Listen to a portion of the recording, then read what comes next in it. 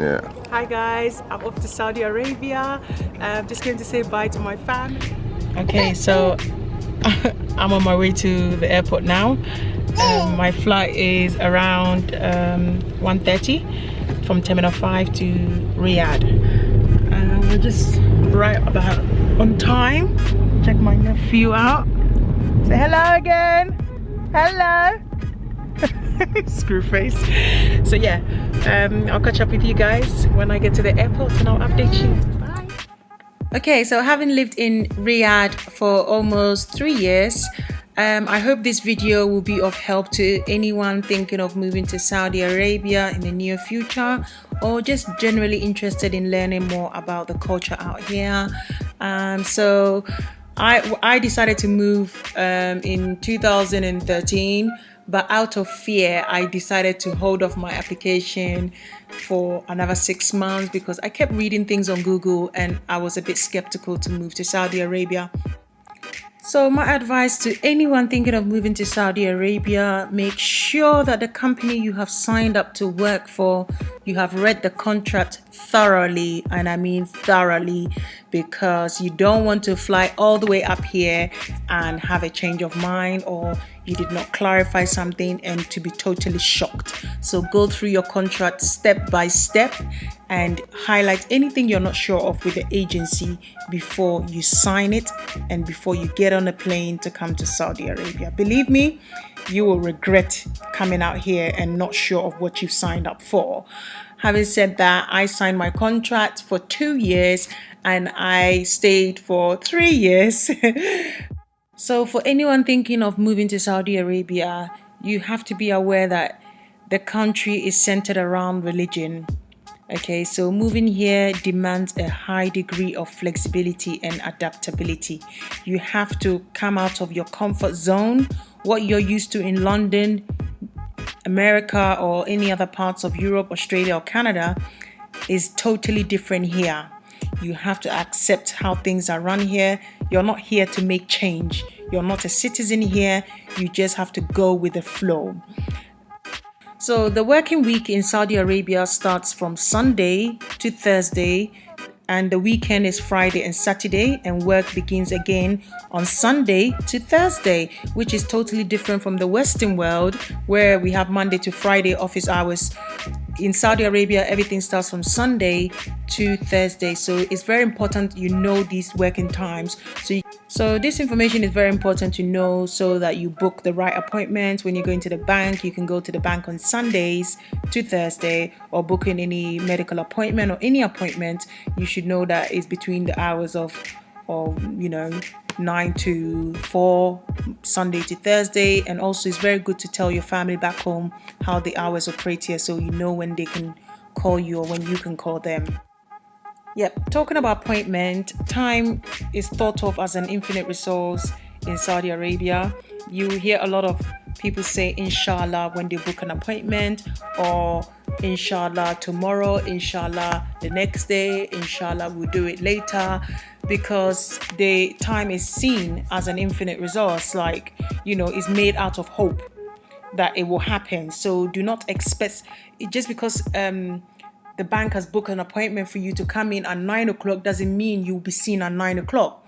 Just because it's written on the wall in the restaurant that they open at 11 o'clock doesn't mean you'll receive that type of service at 11 o'clock. So everything is inshallah, meaning God's will. It may happen, it may not happen. So do not expect things to be run on time as we expect back home. Okay, so for expat accommodation, usually within your contract, the agency will inform you whether you're going to have a free accommodation, or you're going to pay for your accommodation, or you're going to be placed in a hotel or whatever. But you need to know where you're going to stay when you move or sign your contract to move to Saudi Arabia. For me, I was informed that I'll be living in an all-female complex. And when I arrived, I had a 2-bedroom apartment and I was sharing with another female British expat.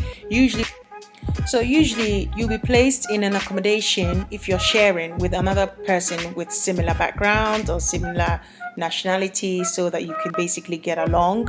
Depending on the post that you have, if you have a very senior position, you'll be placed in a single apartment, such as a 1-bedroom complex, or if you're coming with your family, you'll be given a 2-3 bedroom depending on what you signed up for. So just be aware that if you do decide to move out and you don't like the complex that you've been given, you can decide to rent out. But most female cannot rent out alone. So it has to be a man renting it out and then you moving in, i.e. you're married, okay? You have to be married for the company to allow you to move out. For example, if I decide to move out right now, because my husband is not in Saudi Arabia, I would not be allowed to move and live on my own. Okay, first things first, the climate in Saudi Arabia. One of the first things you're going to experience when you land and you come off the plane is the temperature shock. Saudi Arabia is extremely hot, and since I've been here, I have not seen any rain. Maybe I had rain when I was out on holiday, but I have never witnessed any rain in Saudi Arabia. It's very hot, but if you do come to Saudi Arabia around October, November, December, January, oh my God, the weather is so cool. The people here find it very cold, but usually I just think it's just the best weather to, best time to come to Saudi Arabia during the winter time. The weather is nice then, but usually around the time throughout the year, it's very hot. Okay, one of the most important things, as I said earlier, that religion is a big deal here, is prayer. Prayer is so important here. They pray 5 times in a day, and you have to plan things around prayer time. And my first 3 months in Saudi Arabia, I was so stressed because I would show up, let's say, at the post office when it's prayer time, and I'm like, oh my God, it's closed for 30 minutes. You have to stand around or go to the bank when it's prayer time. Everything closes during prayer time. Maybe 5-10 minutes before prayer time, they will start closing the doors, and you'll be like, oh my God, what do I do? Do I get into the taxi and go back home for 30 minutes and come back? Or do I just hang about? And hanging about means you're outside and it's very hot, and it's not really nice. So you must be aware of the prayer times. And also for me, what I decided to do is to just put an app on my phone for the prayer times in Saudi Arabia, and it kind of alerts me 5-10 minutes before prayer, so I know clearly what places I should be or where to go, because you don't want to show up to a restaurant when it's prayer time 5-10 minutes. They will close the door in your face and you would have to wait.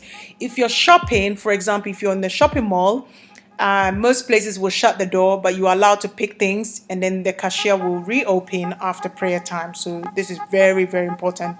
If you tend to have a good time in Saudi Arabia, you must know the prayer time so that you don't get upset when they close the door, because prayer means a lot to the people here. So if you're a woman coming to Saudi Arabia, you should know that there's some things you must take notice of. You must acknowledge the cultural activities here. For example, as a woman, you are expected to cover up. You are expected to dress decently, and occasionally in some places you are expected to put a scarf around your head to cover your hair. But usually it's fine. Some areas it's okay, but you notice that with time you always have a scarf in your bag when you're out and about. Ideally, yes, it's good to cover your hair here just to avoid any confrontation, but it's not hardcore. The most important thing that you have to make sure you have on is your abaya, which is usually a black long gown, and you're covered up, okay? And as a woman, you should not be mingling with any male that is not related to you or who's not immediate family, because that can land you into trouble. There's segregations when you go to, let's say, the restaurant. There's a family section, and then there's a single section. The single section is usually for males, like guys, and the family section is for women and families, okay? You have to know where to queue, because I remember my first year in Saudi Arabia, I was queuing, I think, in a restaurant, and it was a male section, and the guy nicely told me that you're not supposed to queue here, you're supposed to queue here. So you just have to take notice and read the signs so that you don't get yourself into trouble. And as a woman as well, you just have to be very careful the places that you socialize and the people you hang around with, because you don't want to land in jail, and you will land in jail if you break their rules, okay? Okay, so finally, some of the things that you should be aware of is the holiday seasons in Saudi Arabia and some of the cultural practices here and religious practices here. For example, during Ramadan, you should take note about Ramadan, because usually for me where I work, we are not allowed to take holiday around Ramadan. We allow the Muslim workers to take time off to fast, and during Eid as well, the Muslim workers take their holidays to celebrate. Hajj as well, the Muslim workers also take their leave. So during December, most of the non-Muslim workers also get the opportunity to take this leave around December to also go back home. Ramadan time, if you fly with, for example, Saudi Airline, if you're coming into the kingdom around Ramadan time and you fly with Saudi Airlines, usually they do not serve food on the plane. You are also expected not to be chewing gum or eating in public, holding drinks around Ramadan time, because it's quite unfair on the people who are fasting, and you're not allowed to be doing that. Most restaurants are closed, and restaurants reopen around 7:30, 8 p.m. all the way to around 2 a.m. during Ramadan. And so just be aware of Ramadan times and the activities that takes place during the religious holidays. Another thing you should be aware is to summarize all the things you must take notes. Things that may land you in jail, things that may get you sacked, things may, get you into big trouble. For example, Valentine. Valentine is celebrated around the world. It's a big deal around February 14th. People show their loved ones that they care, or just express their affection to people they have a crush on. But in Saudi Arabia, Valentine is not celebrated here. So please note, do not send love notes to people in the workplace, or unless things are done with discretion. But just be very careful that Valentine is not openly celebrated here, and you can land into big trouble. Another thing you should keep in mind is taking pictures. As you notice, I try not to film in Saudi Arabia, because filming or taking pictures can land you into huge trouble. For example, filming public buildings, filming Saudis, filming like women and children, or filming people can generally land you in big trouble if people complain, and you will not feel comfortable because people will just be staring at you, people will report you, and you'll be in big trouble. So keep your camera at home, do not film the locals, and do not film public buildings. Okay. Another thing is women's sports.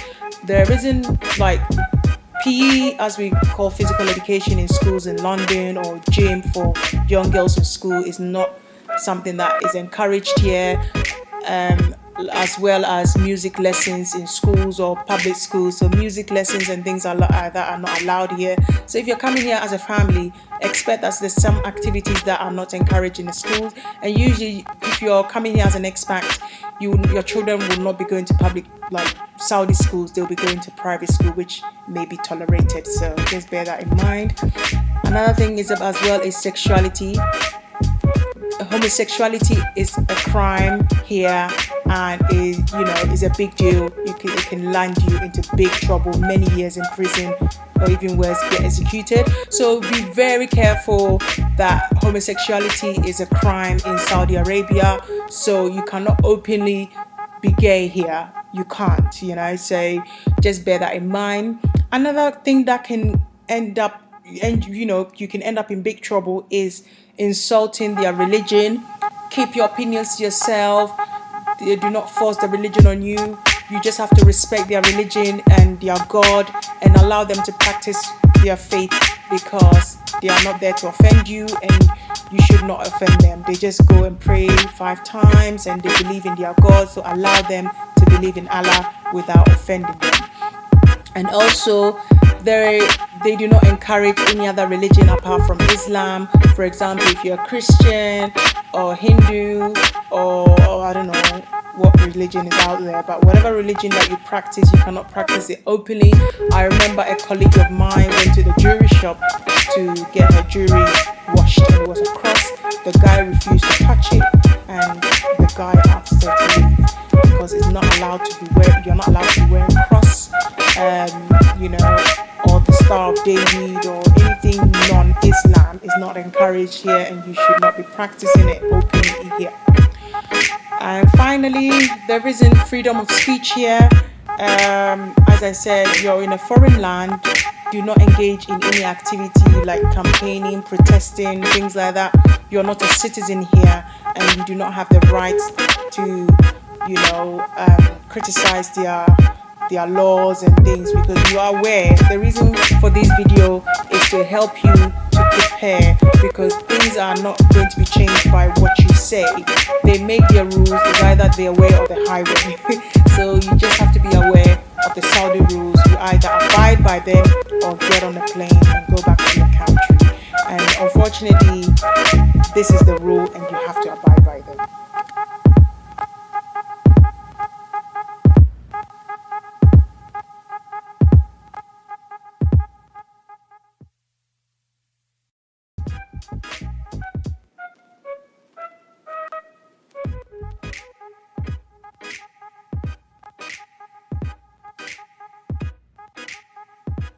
So we're in Heathrow now.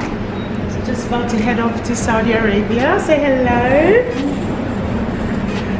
Oi, look here. So we're in Terminal 5 now. Just about to check in. Cool.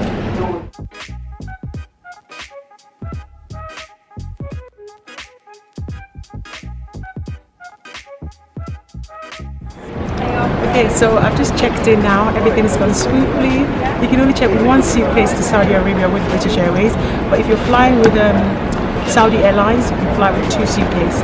So I'm all checked in, got my boarding pass, my handbag, and my hand luggage. Okay, ready to go. About to say bye to my family.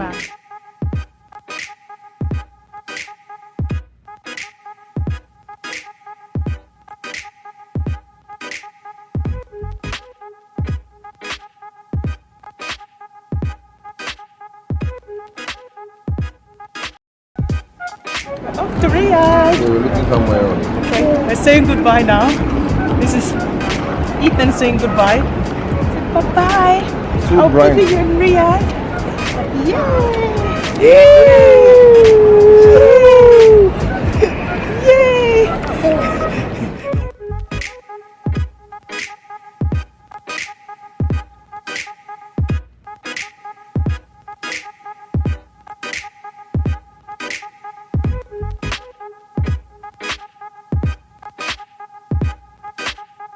So I made it through to duty free, and I'm just right now at the alcohol section, because obviously alcohol is haram in Saudi Arabia. So this is my only chance of having a look at alcohol, because you cannot really find it in Saudi Arabia. So if you want to have your last booze, this is your last opportunity to buy alcohol. You can buy it, but you cannot get on the plane with it. And so yeah, no alcohol in Saudi Arabia. So yes, this is duty free. Terminal 5 duty free. Oops, about to trip over. So yeah, I'm in duty free. Boarding will be in the next hour. It's an opportunity to shop, buy a few things, and just make sure I don't miss my flight. The mushkila. Okay, so I'm in Terminal 5 now at the boarding gate. We're just about to board now to Riyadh. So far so good. Hopefully we're not delayed, but it's a six and a half hour flight, and hopefully we'll get to Riyadh around 10:45 p.m. Riyadh time. And yeah, so basically it's usually Terminal 5 with British Airways. It's usually quite nice anyway with British Airways. I would always take British Airways, and yeah, I'm looking forward to going back to work, going back to routine, but I do miss my family. So if you're moving to Saudi Arabia, you have to make sure that when you get to duty free, you don't have anything dodgy in your hand luggage, like alcohol or drugs or I don't know, pork. Like, don't put any bacon in your bag, because these things are haram. When you get to the airport, you're going to have lots of problems. So there's some things you cannot bring to Saudi Arabia. You have to read up or just watch this video. And yeah, so things which is not illegal in other places, like pork is not illegal when you come to the UK or any other parts of the world, but in Saudi Arabia you cannot bring pork or anything with pork products. Alcohol is a big one. A friend of mine had her Listerine, you know, Listerine, the mouthwash. She had it taken out of her bag because obviously it has alcohol in it for the mouthwash. Anyway, the other thing I also suggest, you make sure that your Igama, you have your copy of Igama and your visa. Make sure you don't lose your visa, because when you get to the immigration in Riyadh, you're going to have a lot of mushkila. And yeah, knives, drugs. Food is not a big deal. I've never had any problem bringing food to Saudi Arabia. I don't think there's any strict rules on food, bringing food into the country. I think the main thing that you will end up in jail is the drugs, alcohol, and yes, don't bring pornography stuff. Don't bring any t-shirts or items that looks very sexualized, like t-shirt that, you can have any t-shirt that says sex rocks or like something stupid. It's not allowed.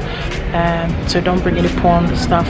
Don't have any porn contacts on your phone. I've never had my phone checked or laptop checked, but don't bring stuff like that here, just to be on the safe side. People break the rules, but I wouldn't do it, so just don't try and break the rules. As they say, if you go to Rome, you do what the Romans do. So when you come to Riyadh, try and abide with your rules, and you'll have a bit of peace of mind. Other than that, the other thing as well is I wouldn't recommend, make sure your driver is aware. I've called my driver and he's aware to pick me up around 11 p.m. Just don't jump into any taxi. I wouldn't jump into the white taxis. Some of them, the drivers don't speak English, so you wouldn't want to be jumping into any taxi you're not aware of. But if it's your first time coming to Saudi Arabia, normally your sponsor will have somebody to pick you up because you don't know the country. Other than that, I think these are the main things. And yeah, do not be fearful. Even though when my first time coming to Saudi Arabia, I was like, oh no, I'm so scared. I took Saudi Airlines and people were praying on the floor. It was kind of scary, but British Airways is different. I don't think they have a prayer area here. It'll be nice for them anyway, it's no big deal. But you don't get the initial culture shock, but on Saudi Airline you get the culture shock. There's lots of Saudis and most of them in abaya. I have my abaya here. Yeah, if you're a woman coming to Saudi Arabia, it would be good to have your abaya ready in your bag. At the airport, you're not expected to wear your abaya, but I wear my abaya when I come off the plane because people just stare too much. I mean, some of the guys that work at the airport, they just like to stare, and it just annoys me when people stare at me. You don't know what they're staring at, so I just rather wear my abaya for peace of mind. So you can have your abaya ready, just to cover up, but you don't have to cover your hair at the airport. So yeah, that's just a little bit of information if you're moving to Saudi Arabia. This is my almost third year in Saudi Arabia, and every time I travel with British Airways.